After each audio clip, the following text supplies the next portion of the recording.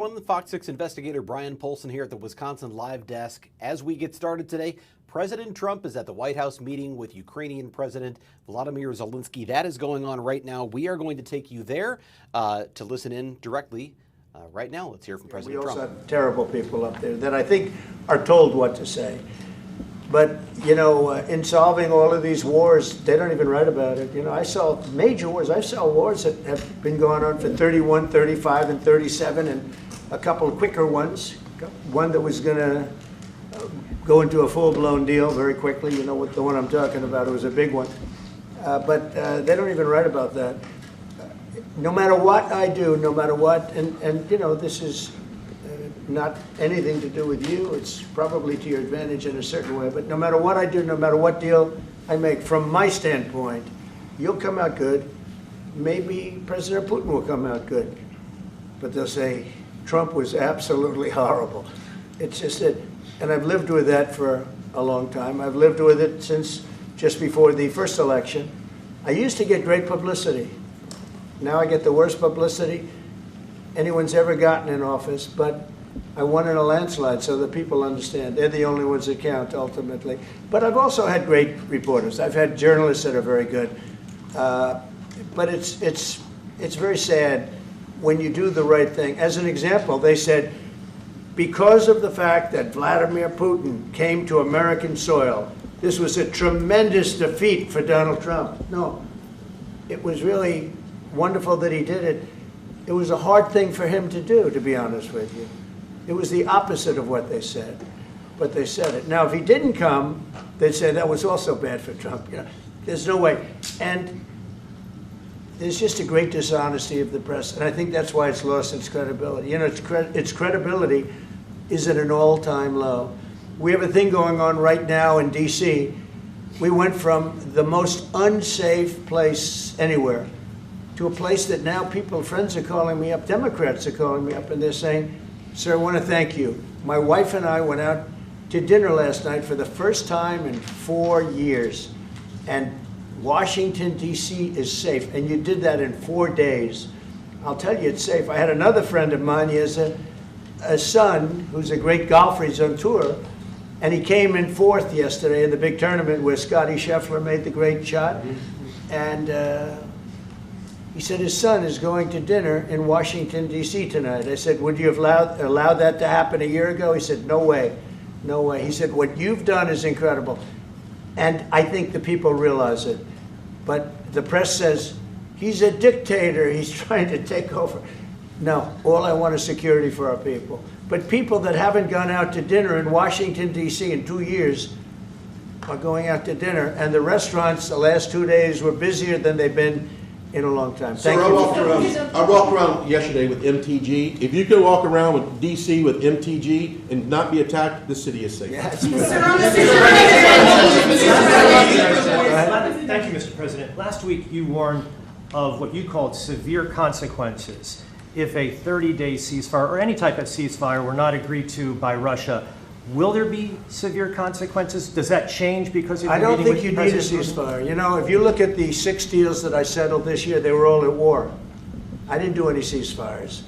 And I know that it might be good to have, but I can also understand strategically why, well, you know, one country or the other wouldn't want it.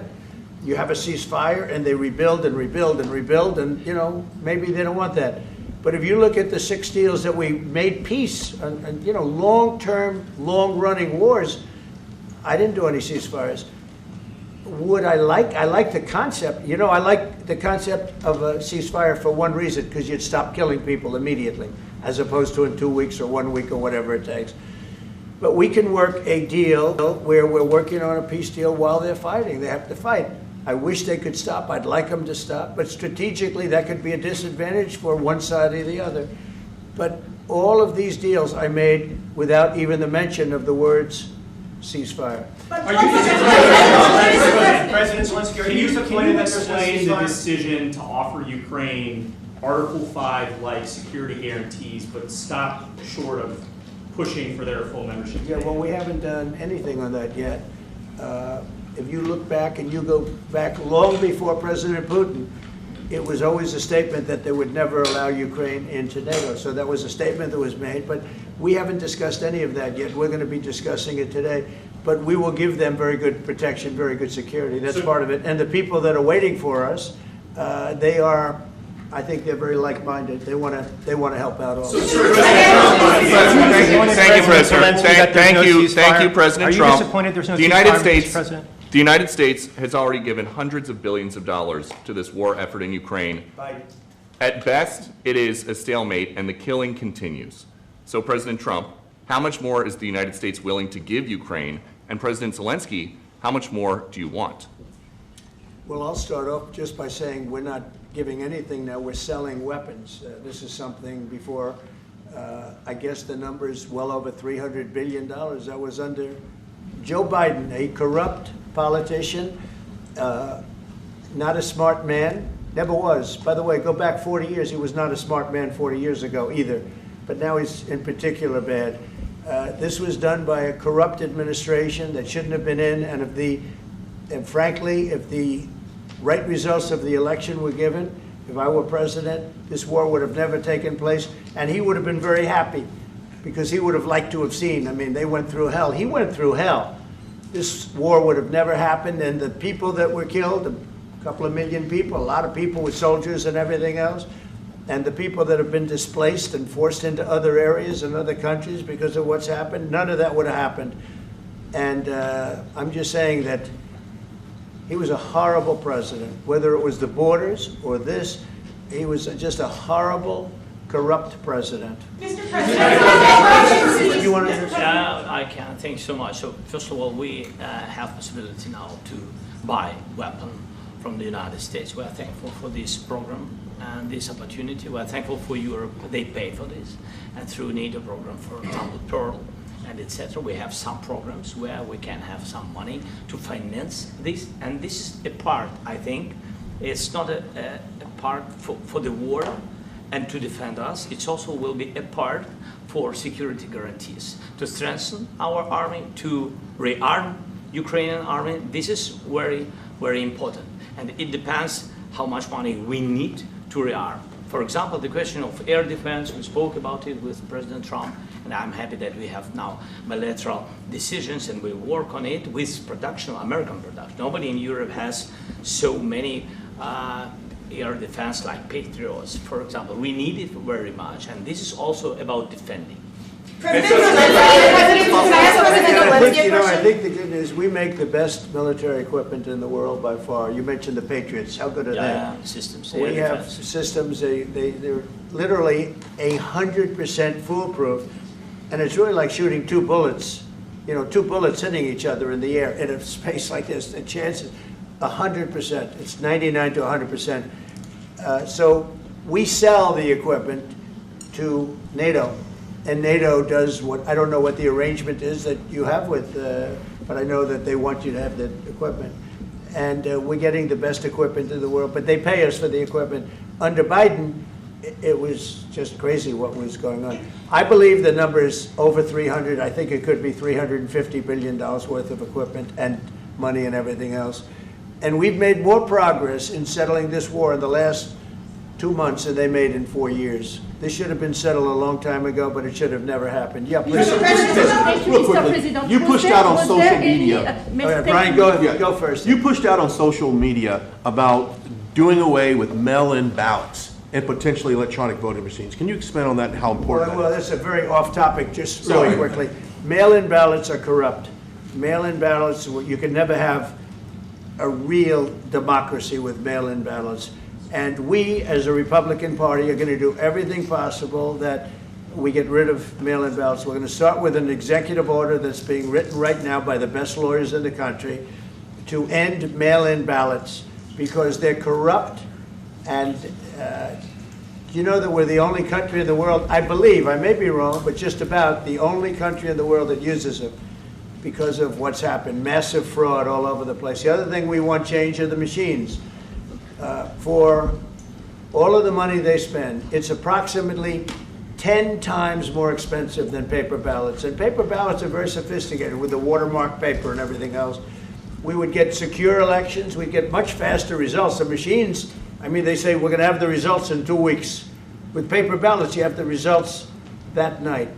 Most people, but most people, many countries use paper ballots. It's the most secure form. So between paper ballots, very, very important, paper ballots, and I think maybe even more important, the mail-in voting. We're going to end mail-in voting. It's a fraud. If you have mail-in vote, even Jimmy Carter with this commission, they set it up. He said the one thing about mail-in voting, you will never have an honest election if you have mail-in. And it's time that the Republicans get tough and stop it, because the Democrats want it. It's the only way they can get elected. Because with men and women's sports and with transgender for everybody and open borders and all of the horrible things, and now the new thing is they love crime. They're fighting me on the fact that I've made Washington, D.C. safe. We're not going to get mugged, beaten up, or killed like all the people you've been watching get so badly hurt. I'm glad, I hate to take your time with this, but I'm glad you asked me that question. Sorry. We're going to stop mail-in ballots because it's corrupt. You know, when you go to a voting booth and you do it the right way and you go to a state that runs it properly, you go in, they even ask me, they asked me for my license plate, for identity. I said, I don't know if I have it. They said, sir, you have to have it. I was very impressed, actually. But it's very hard to cheat with mail-in voting. As you know what happens in California, it's so corrupt, where some people get 5, 6, 7 ballots delivered to them. Now, we got to stop mail-in voting, and the Republicans have to lead the charge. The Democrats want it because they have horrible policy. If you have mail-in voting, you're not going to have many Democrats get elected. That's bigger than anything having to do with redistricting, believe me. And the Republicans have to get smart. We're not going to have a country. I said for a long time at rallies, you need borders and you need free and fair elections. Those two things, otherwise you don't have. We have strong borders now. In 90 days, Mr. President, we didn't have 0 in 3 months. Not one person came in illegally into our country. In fact, even I find that hard to believe, but it's run by a little bit of a liberal group that put out the numbers, so I guess it's, but 0, 0, and 0. You go back a year ago, 2 years ago, 3 millions of people poured into our country. It was terrible. Thank you very much. What security guarantees do you need from President Trump to be able to make a deal? Is it American troops, intelligence, equipment? What is it? Everything. And really, it includes 2 parts. First, strong Ukrainian army. That's what I began to discuss with your colleagues. And it's a lot about weapon and then people and training missions and intelligence. And second, we will discuss with our partners. It depends on the big countries, on the United States, on a lot of our friends. And Mr. President, are you willing to commit American troops to that NATO-like protection in order to get President Zelensky to a deal today? Well, I don't know if you define it that way, but NATO-like, I mean, we're going to give, we have people waiting in another room right now. They're all here from Europe, biggest people in Europe, and they want to give protection. They feel very strongly about it, and we'll help them out with that. I think it's very important. I think it's very important to get the deal done. You've been involved with the peacekeeping in Ukraine since your first day in the administration. What would you say to the Ukrainian people right now who are suffering under the Russian attacks and hoping that the American people will stand with them? Well, I know Ukrainian people. I've known many over the years. They're great people. They're smart. They're energetic. They love their country. I mean, they love their country, and we want to get this war ended. That's all I can do. I love the Ukrainian people, but I love all people. I love the Russian people. I love them all. I want to get the war stopped. Very important. Mr. President, was there any aspect of your discussion with Vladimir Putin that left you disappointed? Look, we just spoke to, I was just telling the president, I just spoke to President Putin indirectly, and we're going to have a phone call right after these meetings today. And we may or may not have a trilat. If we don't have a trilat, then the fighting continues. And if we do, we have a good chance. I think if we have a trilat, there's a good chance of maybe ending it. But he's he's expecting my call when we're finished with this meeting. Thank you very much, everybody. Thank you, guys. Thank you, guys. Let's go right on that way. Let's go, guys. Thank you. Thank you, press. Let's go. Let's go. Move. Come on, guys. Let's go. Thank you, guys. Thank you, press. Thank you. Keep moving. Thanks, guys. Thank you. Okay, guys. Keep moving quickly. Let's go. Thanks, guys. Keep going.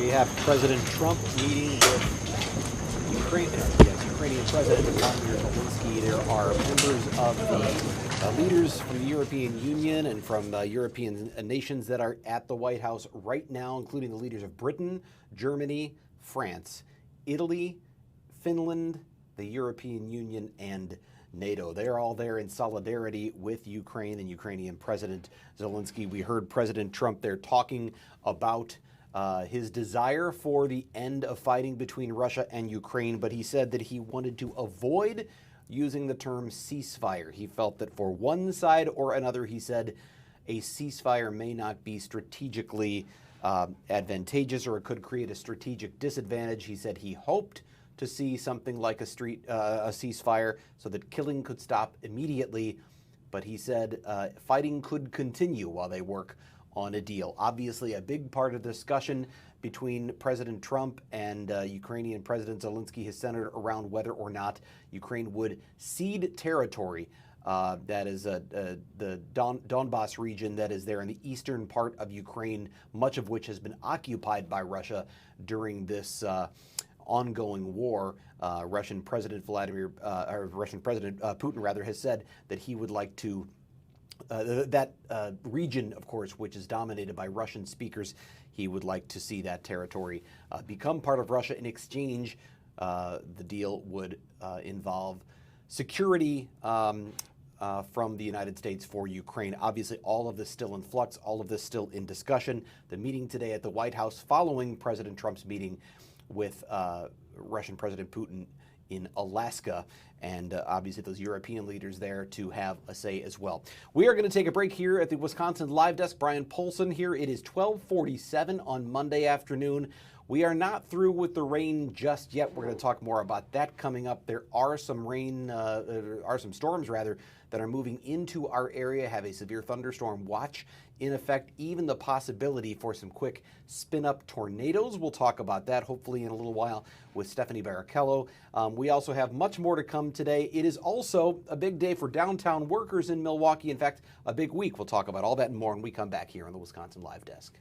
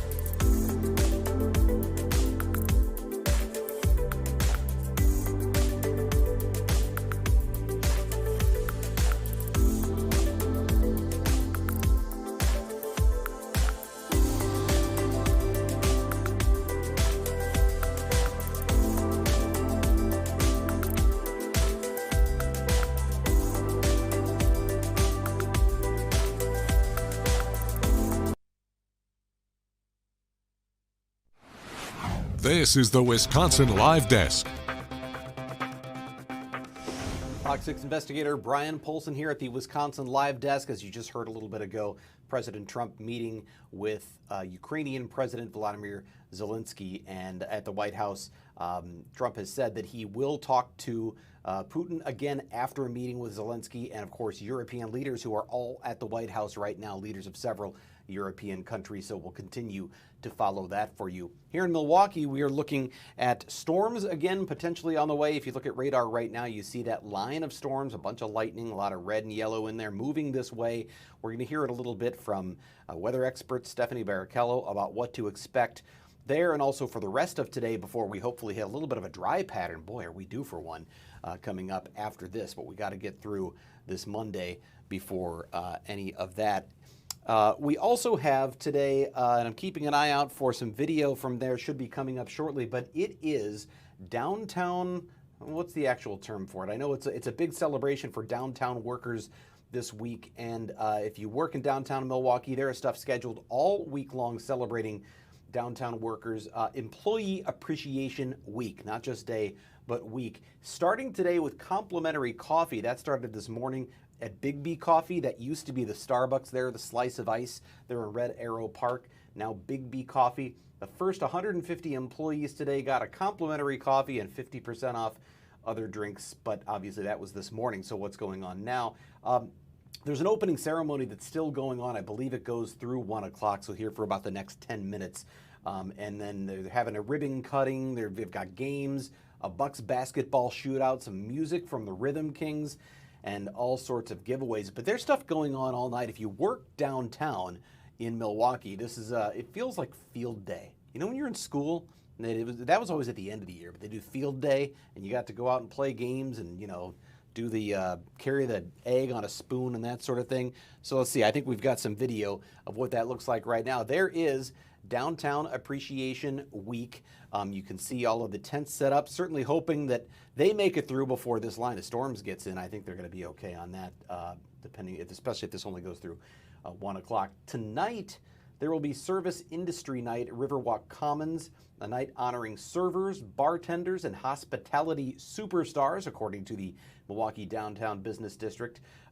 They say to meet at the Riverwalk Commons bar across the street from the Milwaukee Public Market for a free beverage while supplies last. They're going to have live music and food trucks and all of that. Again, weather permitting, there is a possibility of some rain today. We're going to talk to Stephanie about that in a bit. But of course, this is just one of the things happening. This is day one of a week full of events. Tomorrow morning, if you'd like to do a little bit of yoga, they're going to have some moment of movement with Embody Yoga in Cathedral Square. So you can get a free yoga class in Cathedral Square tomorrow morning at 7 a.m. I think I'll still be tucked in about that time. 9 o'clock in the morning tomorrow, the world's largest coffee break. Now that sounds like something I could do. It's at Catalano Square, which is in the 3rd Ward. And you can get free coffee and donuts from local vendors, live music in Catalano Square, and is presented by Health Peak. Tomorrow at 11:45 in the morning, there's a daily downtown employee celebration in Cathedral Square. They're going to have more of what they had today. Challenge games, the Bucks basketball shootout, some other music. That's from the John Heinz Duo. All kinds of lunch giveaways. That's happening tomorrow. There's Kayak Milwaukee's Riverways tomorrow evening from 4 to 7 p.m. And I Work Downtown Happy Hour tomorrow from 4 to 6 at the Central Standard Craft House and Kitchen. This stuff makes you want to, I guess that's the idea, right? It makes you want to work downtown, even though I don't. What if I showed up and I just pretended I worked downtown? Maybe I could get in on some of this. Wednesday, there's it's Milwaukee's unofficial Bring Your Dog to Work Day, so they say, from 8 to 5 in celebration of the opening of the MKE Dog Park. Businesses who make their office pet-friendly for the day will get a special delivery from Fromm Dog Treats while supplies last. You can register on the downtown website, milwaukeedowntown.com. 8 o'clock on Wednesday morning, the Morning Jolt with Fiddleheads Coffee. The first 150 employees, again, this is at 790 North Water Street. First 150 downtown employees get a free cup of coffee. So you're really making this attractive. I think back, what's it been? It's been 5 years now since the pandemic and all of the people fleeing downtown because everyone was working from home. And I know it's been a slow creep to get people back into office buildings, and we're seeing that build back up. This is obviously an incentive to say, hey, let's celebrate those who work in Milwaukee's downtown. There's going to be more of that Bucks basketball shootout on Wednesday at Schlitz Park. So this is kind of bouncing around downtown, different places to go. They're going to have lunch giveaways there as well. And then there is a ribbon cutting for the dog park Wednesday. And I know there's been a lot of people really looking forward to this. It's an exciting time. A ribbon cutting for the MKE dog park from 4 to 7 p.m. Actually, the ribbon cutting itself will be at 3 o'clock. This is on Wednesday. And it is Milwaukee's first downtown dog park, obviously brought by From Family Foods. You may be familiar with some of their work already in the Mequon area with the Foxtown Brewery and Foxtown Annex. Now they're bringing a dog park to downtown Milwaukee. So that is finally going to be opening this Wednesday. And the weather should be fantastic because as far as I see, it looks like later this week it's going to be dry. Temperatures probably in the 70s and 80s. I think the humidity is going to be dropping back off a little bit. Right now you're looking at what's still going on downtown on day one of all of this, but there's more events on Thursday and Friday. So there's stuff going on all week downtown. There's the Bucks basketball shoot-off right now. Somebody taking advantage of that. So if you're in and around downtown, check it out. If you work downtown, definitely ask your boss if you can get away for a few minutes and go check some of this stuff out because it looks like a really fun week. And after this little bit of rainfall we're looking at today, it is a great time to be down there. Nothing happening now rain-wise, so the weather's doing just fine. There is some stuff on the way, as you see here on radar. There's a line of storms that's coming in about 30 miles per hour, moving to the east, northeast from what it looks like here. I'm not a meteorologist, but I can read a weather map a little bit, right? But hopefully we can get the expert in here, Stephanie Barrichello, to tell us more about what to expect today and also later this afternoon and evening. We do still have the possibility for some more flooding just because of the heavily saturated areas, especially in urban areas and near rivers. With everything so saturated, we could still see a little bit more flooding tonight, so can't quite relax just yet. But I think after this system moves through, it sounds like there's going to be a break, and we should have some good weather for a little while. We're going to take a break here at the Wisconsin Live Desk, and we'll have more when we come back right after this.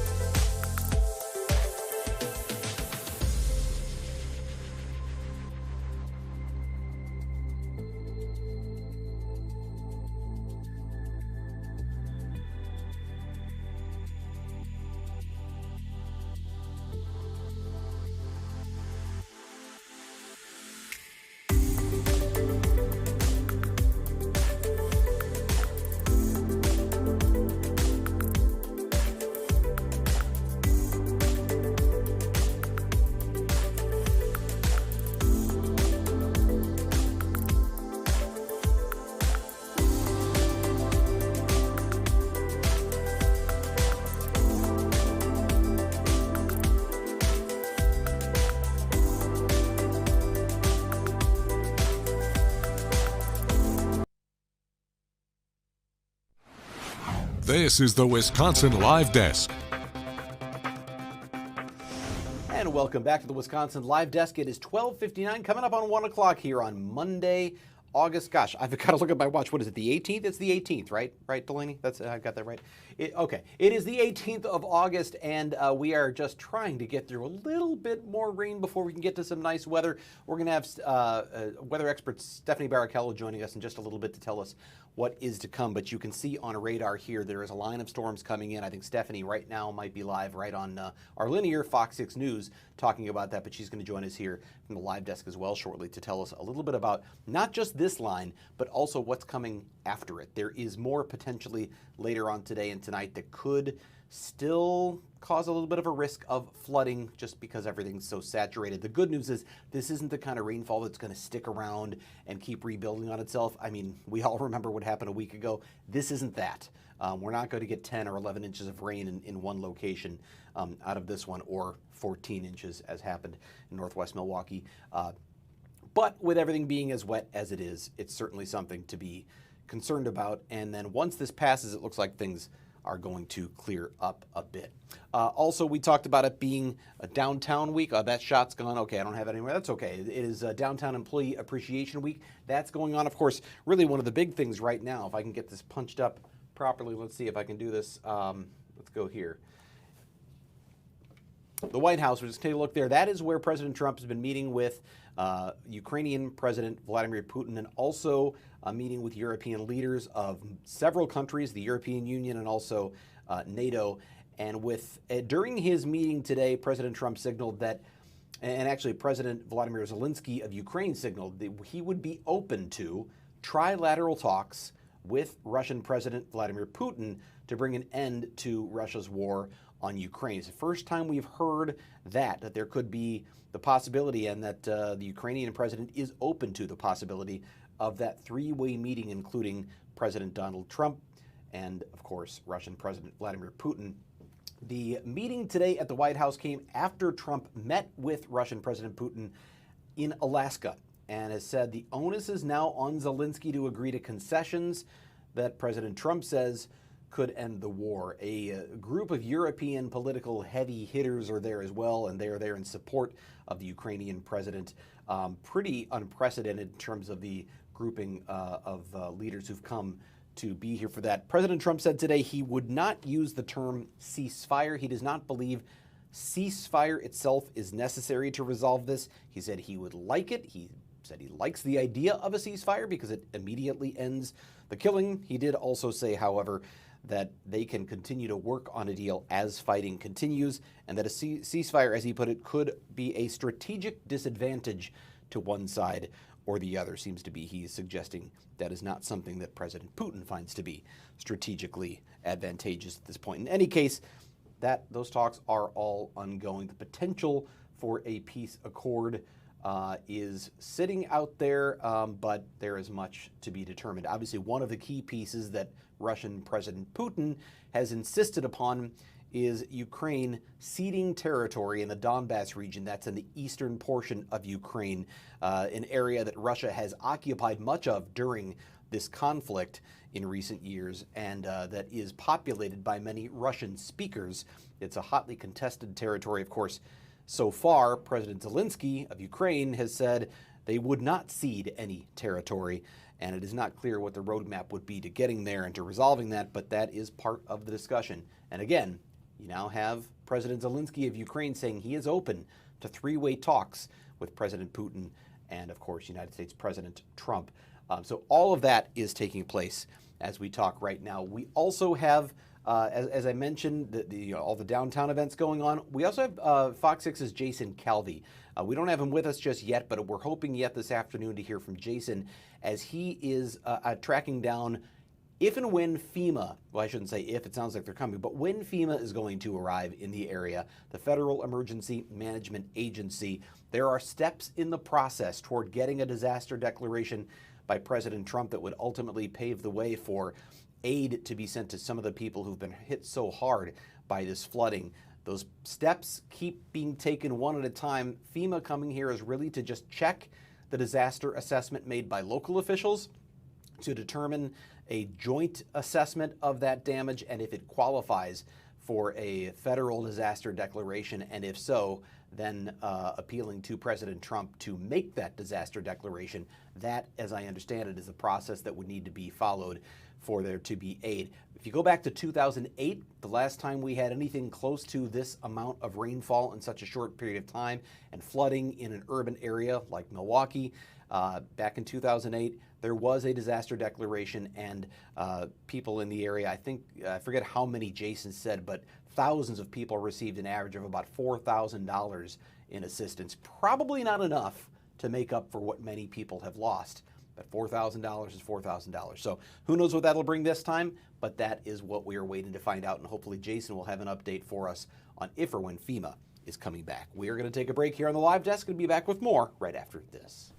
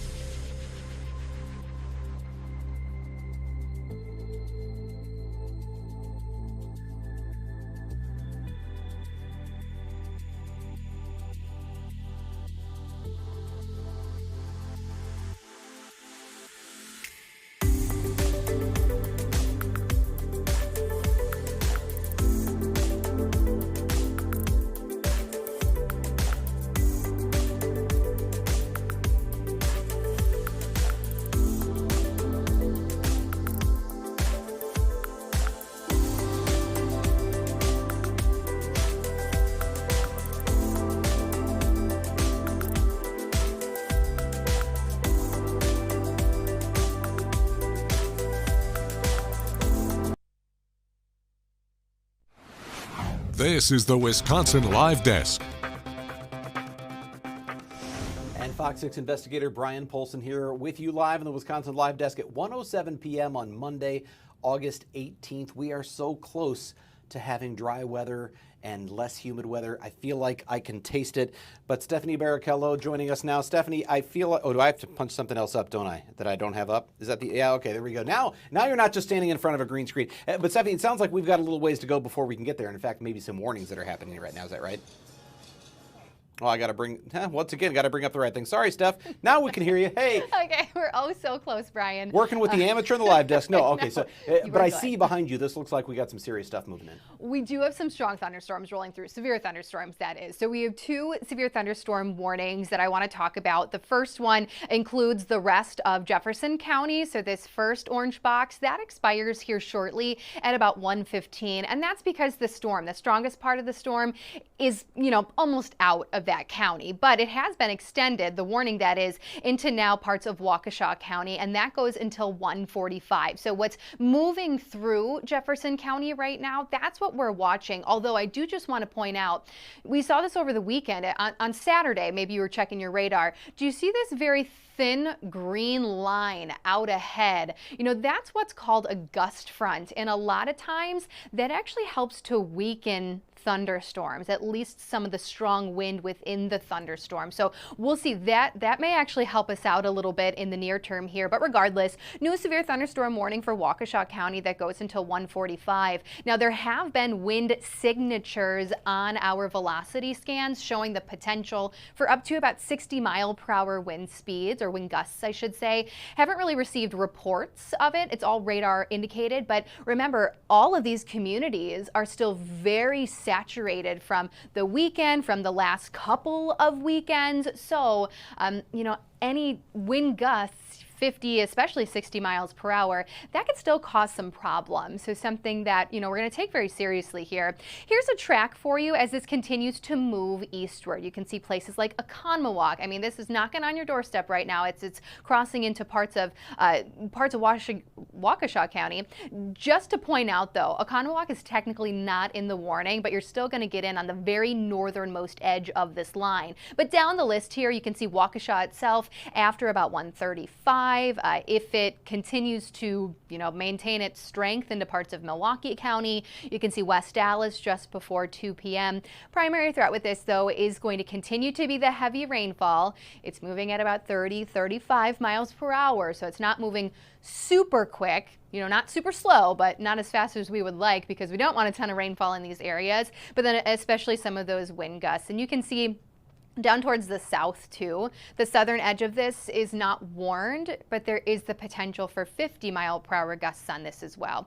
This is our velocity. So this is what we look at when we look for the potential of some strong wind within some of these storms. You can clearly see this is looped over the past 30 minutes. Look at just near Fort Atkinson, that really, really bright green. That's where some of the stronger wind was at least showing up on our velocity scans. Now it looks like it may be weakening a little bit, but this little circle right here, that's the Doppler radar at Sullivan, the National Weather Service in Sullivan. So a lot of times it makes these storms look just a little weaker, a little off. Sometimes it makes it look like they're breaking apart a bit. It's just because it's crossing by that radar right now. So we'll see as it gets past that if it's still showing signs of that strong wind potential. And again, down towards the south, you know, we can still see a few little bright green specks too, even near Janesville. So that southern edge, southern part of the line moving into Walworth County right now could also bring in some gustier wind. Now here's the bigger picture. It is a very narrow line of showers and thunderstorms extending from Fond du Lac all the way down to Rock County, starting to cross into far western Walworth County. You can see a few other communities lakeside on here with that same track. Milwaukee maybe closer to 215. Kenosha, though, maybe a little bit longer because, you know, the southern edge, that's still out towards the west a little bit more. But through about 3 o'clock, we'll have this line rolling through, and the biggest, I think, the biggest thing we'll have to watch as it continues to move eastward is just that potential for some strong wind. For now, though, it's just those 2 communities that are under severe thunderstorm warnings for the potential of some strong wind, and of course, some heavy rainfall. We also, Brian, have a severe thunderstorm watch. This goes until 6 o'clock this evening. This main line will be with us through about 3 o'clock. Could then see a few more scattered thunderstorms behind it. But with it being so early, some of the activity moving through right now hopefully will work our atmosphere over, so then we won't have to worry about anything else severe the rest of the evening. For now, though, we just, you know, kind of have to focus on what's making its way through it right now. I know we don't want any additional rainfall, but it is going to eventually move into Waukesha County, one of the spots that was hit pretty hard a couple weekends ago. Well, Stephanie, as someone who's had more than his fair share of tree limbs falling and falling yes. on things like cars, I get worried when I hear about 60-mile-an-hour winds. You said there's that gust front out in front. Is that where you're most likely to see the really heavy winds is out in front, or could it be coming even as the storm passes over? A lot of times the leading edge of the storm, so yes, the front of it will have the strongest wind. If we do end up having that gust front, which appears that's what's happening here, what'll happen is you'll get a really quick gust of wind, and then the rain will start, but it'll actually weaken the storm itself. Still could have some stronger wind. You know, on Saturday, we watched that strong line of thunderstorms roll through, but then we had the outflow boundary or the gust front, so Milwaukee only ended up having gusts between 20 and about 30 miles per hour, which is still pretty strong. It's just not quite as severe criteria. So it could be one of those situations too. And, you know, like I mentioned, we haven't really received any confirmation on how strong the wind is, but when we look at some of those velocity scans and it's showing us that potential, it may not be quite as strong as it translates to the ground, but even a 50-mile-per-hour wind gust is pretty strong with how saturated the ground is right now. All right, so I know we've got to get through this and this evening and whatever, but if I looked right, we've got some nice days ahead, right? We do. In fact, as soon as tomorrow, I think we'll still wake up to some cloud cover, and it's still going to be a muggy day tomorrow, but the rest of the week, trending dry. I think we'll see a lot of sunshine, and get this, towards the weekend and maybe early next week, we're going to see temperatures dropping a little bit. We're looking to be potentially below average, so we could see low, mid 70s eventually. It's still a ways away, but we're entering a nicer pattern. We just got to get through today's storm chances, a little bit of cloud cover come Tuesday morning, and then I think the rest of the week looks really nice. Still some 70s and 80s. I know it's probably one of the last weeks of summer for a lot of students out there, so there's still going to be a lot of pool days, I think, this week, and then becoming a little bit comfier heading into the weekend. You know, I said something this week, Stephanie. I don't know if I should have said it, but I was outside doing work, and it was Saturday, and it was so humid. I was just dripping, Yes. and I said, I don't care if it's 32 degrees. I just wanted something that wasn't so humid, and I know I won't feel that way in a few months, but that's the thought. We've had such muggy air. I think a little bit of relief is welcome. Yeah, it's been a really hot and humid stretch, especially over the last couple of months. We've had, a couple of days with a break from temperatures, but even on some of our cooler days, we've had pretty high humidity. So I know a lot of people are ready for a longer break from some of the higher dew points, and we do start to see that later on this week. All right, Steph, thanks for being here on the Wisconsin Live Desk. Appreciate it, and let's look forward to better weather. So it is 1:16 right near on the Wisconsin Live Desk. As you know, those storms coming in. Again, Stephanie said they may hit Milwaukee around 2:15, Kenosha a little later, maybe around 2:45, 2:50. Sheboygan actually a little bit sooner than that, though maybe not as heavy up that way. But just stuff to keep an eye on, and maybe some more rain later on this evening. There is a severe thunderstorm watch in effect for later this evening. We'll keep tabs on all of that. But then some better weather is coming and dew points slowly dropping. Look forward to that. I certainly am. We'll take a break here on the Wisconsin Live Desk and have more when we come back after this.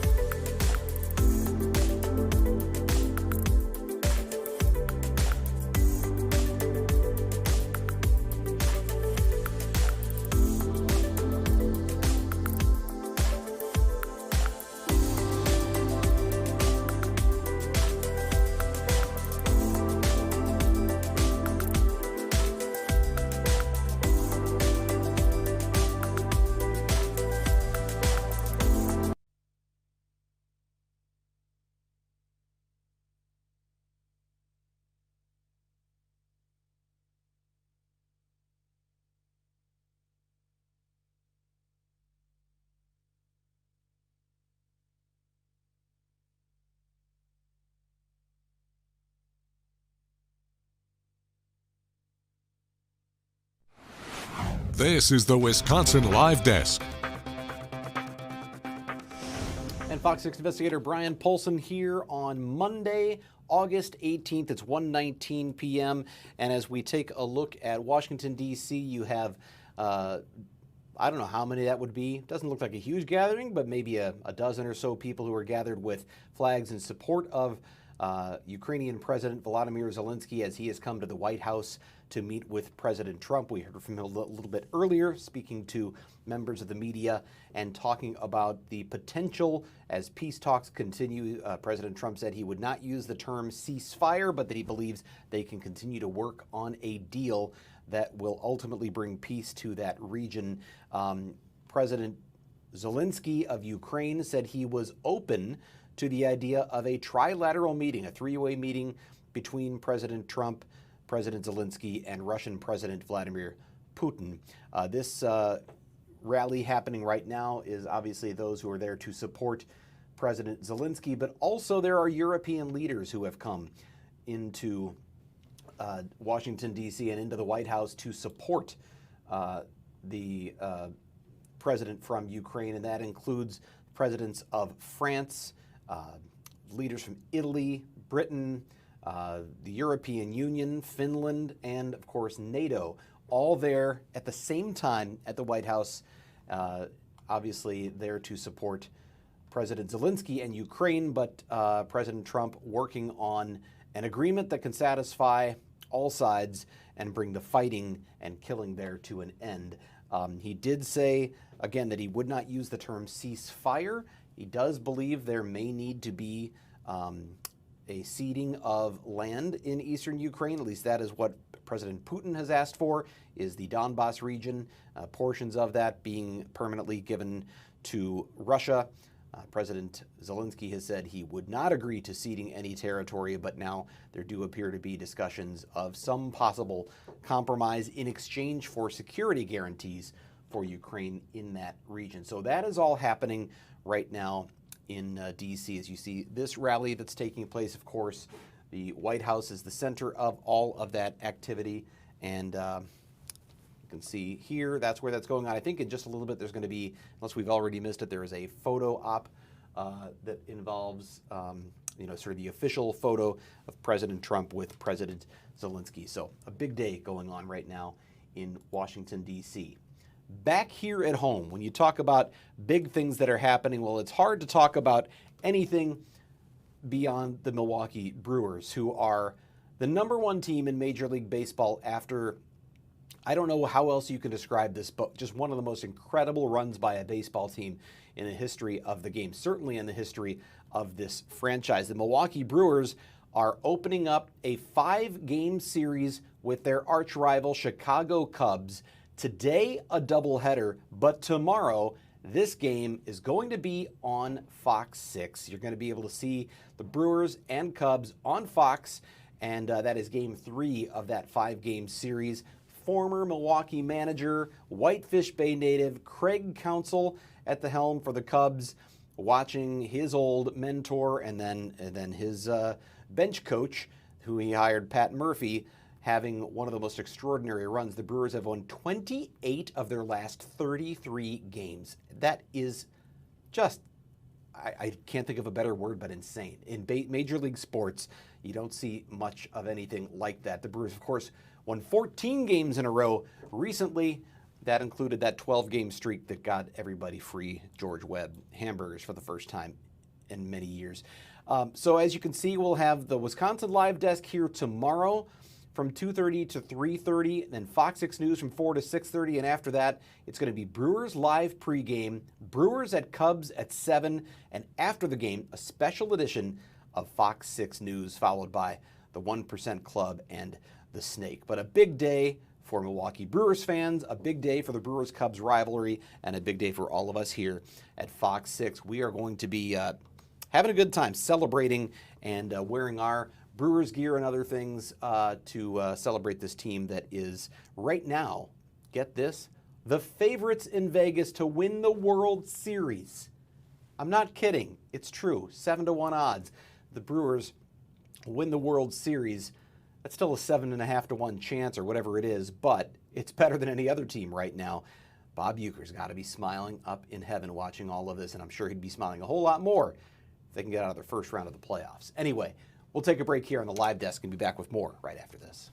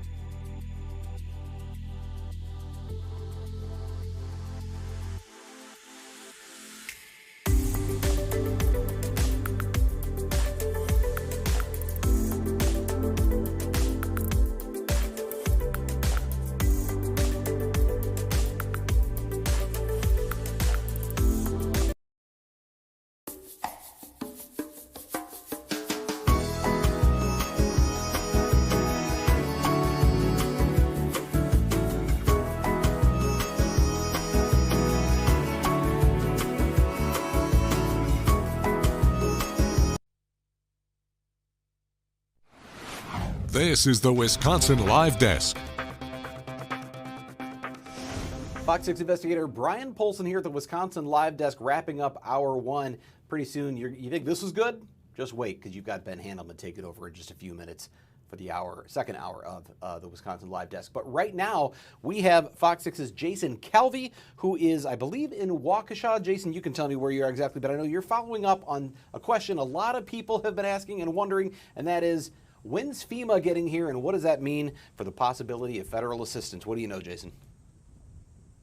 Yeah, hey Brian, we are in Menominee Falls in Waukesha County, as you mentioned. We're right now, this is Campbell Drive and Campbell Court. You can see the sign here. This whole road was washed away, became a huge sinkhole. It's a massive cliff and a massive crater here. At what used to be a road, the stream was just so powerful going through this culvert that it washed away this road. It really sunk in here. The drainage pipes that are in there are just like tossed around like Lincoln logs. And this is just some of the damage that we're seeing across our region. There were 17,000 calls to 211, or people that were able to fill out the 211 form online as well. 17,000 in our area. That includes the 9 counties really around Milwaukee County, Brian. And those people have been reporting their property damage, their business damage. We're going to talk to one business owner tonight at 4, 5, and 6 who says his damage is estimated at about $300,000 to $400,000. So we'll look forward to his story tonight. But a lot of people aren't covered because they don't have flood insurance. And we've looked at that in the past on the podcast as well, looking at that issue of what does insurance cover, what doesn't it cover. And this business owner we spoke with, $300,000 in damage, that's not going to be covered by his insurance. So he said, well, he's always been saving up for a rainy day, but this was quite a rainy day that we had more than a week ago now here in southeastern Wisconsin. Jason, I know that the local officials have already done their damage assessments, and that's what actually gets FEMA here, if I understand correctly, the way you've explained all of this. But now FEMA is coming to sort of put eyes here in person and kind of do their own assessment. Is that right?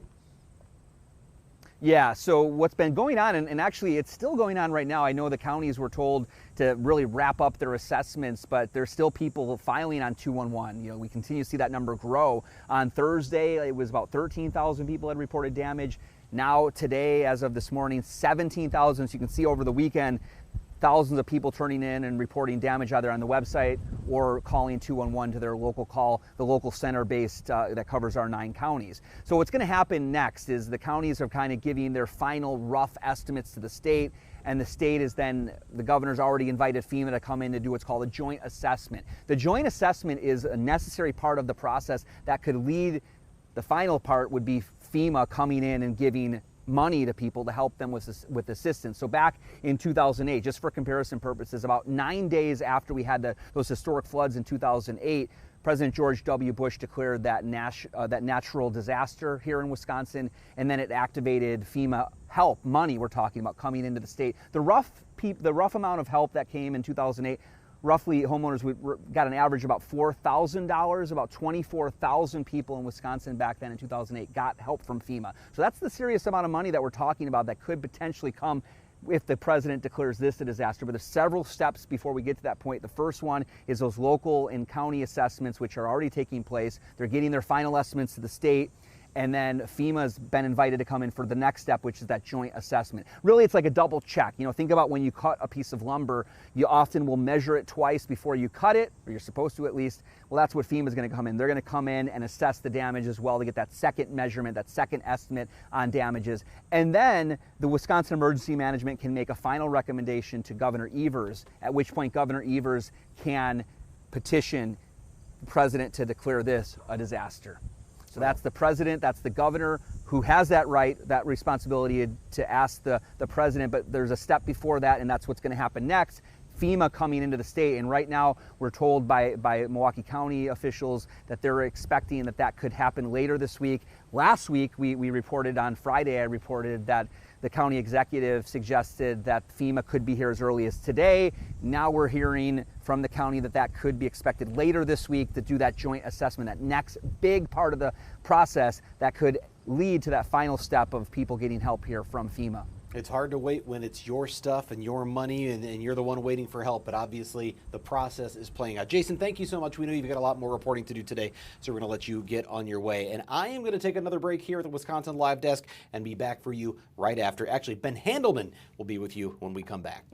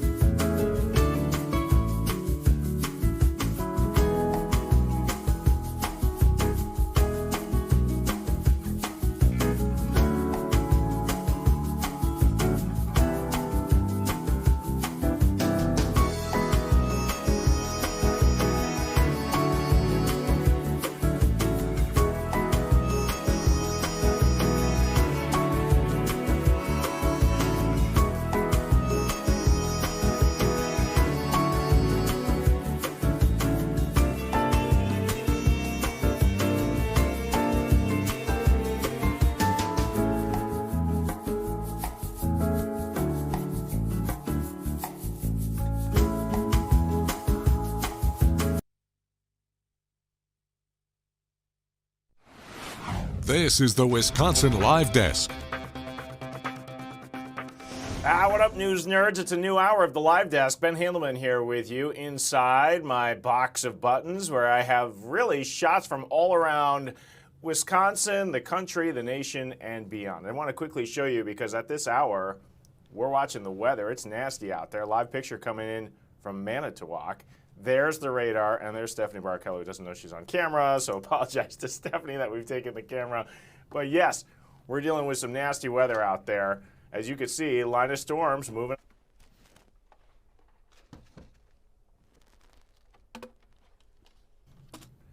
Now, there was a severe thunderstorm earlier today, warning out in Jefferson County. I don't think we have any active warnings or as we speak.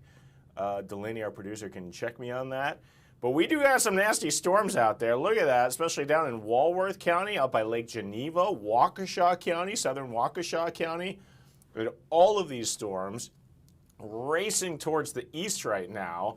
And we expect to hear from Stephanie Barkello in a few minutes. She's been talking on camera, but really just some nasty weather out there. We are all right now under a severe thunderstorm watch. Here's a wider picture, and you can see these storms really just affecting Wisconsin, which is a big deal because you know what's going on in Chicago right now?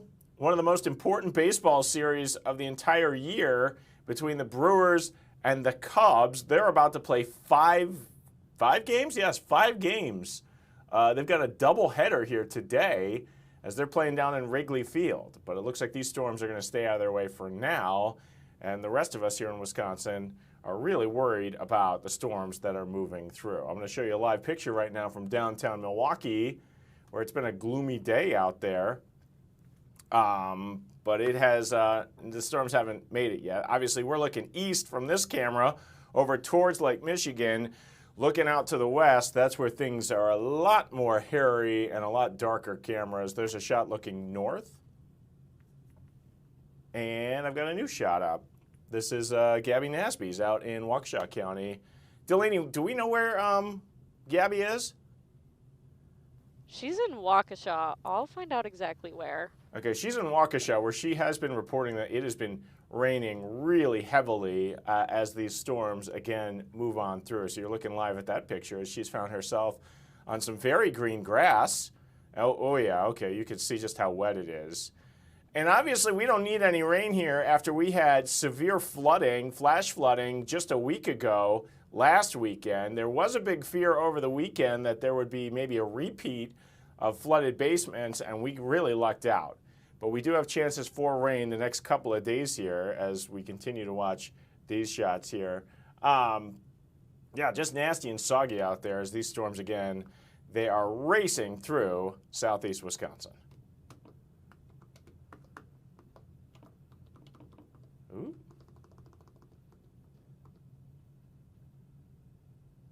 And there's a better shot of it as that picture comes now in the focus. So we're seeing the rain in Waukesha County. We are seeing the storms. Again, by 2:15, we do believe this will move into the Milwaukee area and Milwaukee County and also our southern counties. Racine, Kenosha, you're going to get in on this. It looks a little less hectic up to the north in Ozaki, Sheboygan, and Washington counties, but you're still seeing rain and storms. But all the lightning, again, I'll just show you the radar here. Look at all of the lightning. I guess I lied about it not being hectic up north. I just didn't have it zoomed out enough because up just south of Green Bay, look at that nasty area up and heading towards Manitowoc County. Let's zoom in closer to the radar here. Okay, that is a new thunderstorm watch there for Waukesha County that has just popped up on our radar. So again, National Weather Service watching all these storms. They're watching everything that's going on there, and we'll continue to follow what's going on locally here. And really, when we started the day, a lot of the focus was to the south, basically from Milwaukee down into to Chicago, and the storms are popping right where they said it would be. That's because the environment's just perfect for this, for the storms to pop again another day. Now, the good news about these kind of storms, oh, Stephanie's laughing at me. I can just see it now as I'm trying to do weather here. Stephanie actually felt so bad for me that she's now joined us here on the Wisconsin Live Desk. I'm just going to pop you up like you were a ghost. I didn't feel bad for you. What's that new warning out in Waukesha County? It's actually not new, but it was a continuation of the one out in Jefferson County. So 5 more minutes on this, and then it's actually set to expire. It's not being reissued for Milwaukee County, so that's some good news. You even said it. It looks like things were weakening a little bit, and that is the story. So not expecting the warning to be extended into Milwaukee County. That being said, we could still see some gusts over 40 miles per hour, and we just need to remember how saturated the ground still is.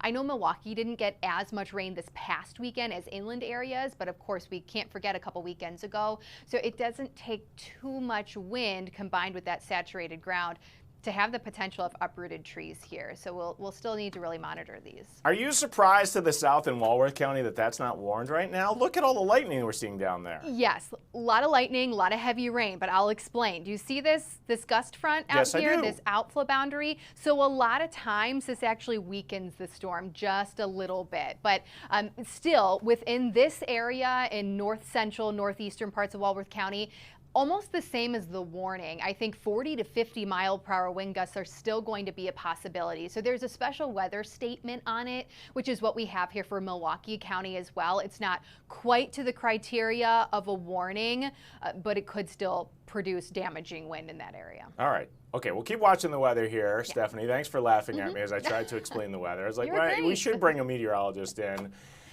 So I appreciate that. Hey, Steph, you're going to be excited for the next guest we're going to have here on the live desk as you're watching Storm. We've got Simple Plan, the band, Are you serious? about to join us in 2 minutes. So stay with us as we have to now watch the weather, and we'll talk to Simple Plan next, coming up here on the Wisconsin.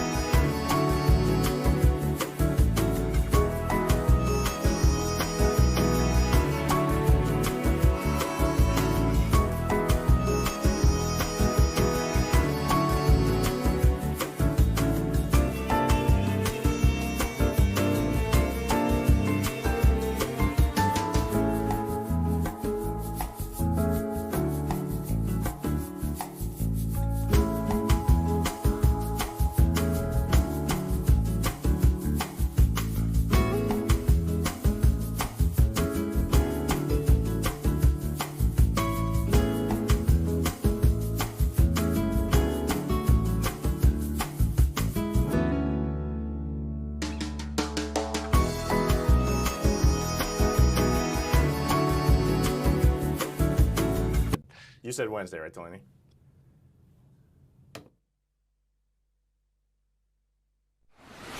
This is the Wisconsin Live Desk. Ben Handelman here from the Wisconsin Live Desk, 144 on your Mondays. We're kicking the week off, and we do have some nasty storms that have made their way out there that we continue to watch. Racing towards Milwaukee, and obviously we don't need the rain after all the flash flooding that we had over the last week or so. But the weather experts, they're all on top of this right now as it's moving through both Waukesha and Walworth County down there in Lake Geneva. Man, look at all the lightning out there. I got to take a break from that for a second, though, because I am really, really excited for a show that's happening this week here in Milwaukee with a band, which I cannot believe it, has been playing for 25 years. Simple Plan. They're once again hitting the road because that's what they do best with another world tour that will be in Milwaukee this week. But even more exciting, on Amazon Prime Video, there's a new documentary out, and it's awesome. Simple Plan. Everybody make some noise! What are you doing here? I'm practicing. Why do you guys need to practice? Because we suck. When we were teenagers, Montreal was the mecca of punk rock. My teacher at school recommended you guys should start a band. We were like, yeah, we should be in a band together. Come on, Mystic, what's up? We made a demo, printed as many as we could, and then we FedEx them to the yellow pages of rock. I was collecting all these rejection letters, like it's not for us at this point. Atlantic Records was coming to Montreal to sign another band. It felt like it was the last chance. And the next day he says like, let's make a record. I'm signing Simple Plan. Sorry. It's awesome. You can watch it right now. And joining us here on the Wisconsin Live Desk, can you believe it? It's Chuck Camo from the band, the drummer who 25 years, Chuck. That's incredible just to think how long you guys have been playing. Yeah, it's hard to wrap your head around it, honestly, even for us. You know, it feels like yesterday, but in some other ways, you know, it feels like we've been, you know, we lived like 50 years and 25 because it's been so intense and awesome. But yeah, we're just stoked to be here still and to be playing shows, and bigger than ever, honestly. This tour is like, we're some of the biggest shows we've ever played in our career. So it's pretty cool 25 years down the road to still, you know, kind of hitting new milestones and, you know, having such a great time doing it. You'll be here at the BMO Pavilion on Thursday this week, right here in Milwaukee. I know you're talking to us from where right now? You're out on tour again. Yeah, in Denver. We just played last night. Again, it was amazing. 6,000 people. Headline show was incredible. And so just having a day off here, and then we make our way more towards the Midwest. So and then to Milwaukee. We're excited to play. It's been a minute. Actually, yeah, it's we love the shows in Milwaukee. We've played the Rave many times. So now we're stepping it up, BMO Pavilion. I got to ask you guys here, maybe one of the best bands, in my opinion, humbly, to come out of Montreal, Canada. More than 2 decades. When you go into a city, do you remember a lot of the venues? Do you have Milwaukee stories, or is it all a blur to some extent? You know, it's amazing doing this documentary. Like, we went back in the archives and we found these tapes, and I was watching. I was like, I don't remember doing this or saying this or being in that whatever place. But honestly, not the biggest like cliche rock star. I don't drink, I don't do drugs. So I have a really clear memory of almost everything. So I've been sort of the one kind of working on the project because I'm like, I remember, I have a pretty clear, you know, like picture. Like, I can still remember some shows from like 2002, 2003, some moments, especially like just visiting the cities as well. That's one of the highlights, being on tour, not just staying in your dressing room, but actually going out and trying restaurants, going to see places, you know, just getting out there. I'm sure your signatures, you know, make the best out of it. Yeah, I'm sure your signature's on the haunted pool down there in the Rave here. Oh yeah, Milwaukee. We have been there. Yes, we even performed perfect there. Just acoustically, it sounds incredible. That reverb, natural reverb, it's amazing. I didn't know they let people to perform down there, so that's that's awesome. Let's talk about this documentary. Congratulations! Just incredible to put your life story into one piece of work on video. I was really amazed at how much video you guys had. Who was shooting all that video? How hard was it to find some of this stuff and put it all together? Yeah, we had this intuition that, I don't know why, because we were not signed, we had nothing going on, but we just felt like we had to film everything. And our best friend from school was just hanging out with us, and we told him like, hey, you have a camera, why don't you just start filming everything? And he was our first employee. He came on the road with us. His name was Patrick, and he was everywhere, and he had his camera all the time. So when we were making our first record in our basement practicing, before we even have done any official shows, we were just documenting everything. So going through all of this, I think that's what makes this film so special, is the amount of archival footage that we were able to find. I think we had like something like 1,500 hours of DV tapes that we transferred. So sorting through that was quite a lot of work, but I think it was really worth it because it's pretty rare you can put the whole story, you know, on with images on film. You know, like usually people will talk and you don't see it. Well, when we're telling the story, you see it, which is pretty cool. I learned so much from the documentary. I was able to watch it over the weekend. So many interesting stories in there about how your band was created, which really was just a group of friends from high school, and somehow you've stuck it out this long, especially with Pierre. You guys, I know, were in a band up in Canada.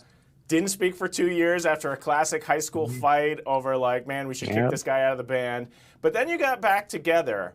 I'm just thinking, I got into a fight with my good friend Ryan Wyke after I went to camp for like a week with him because we spent too much time in a car together. You have spent 25 years in the same bus with these guys. Yeah, it's not the easiest thing on friendship. You know, it definitely puts a lot of pressure because you're, like you said, you're living in close quarters. You're always together. You know, you're staying in the same hotel. You're sleeping on the bus, like literally like a few inches from each other.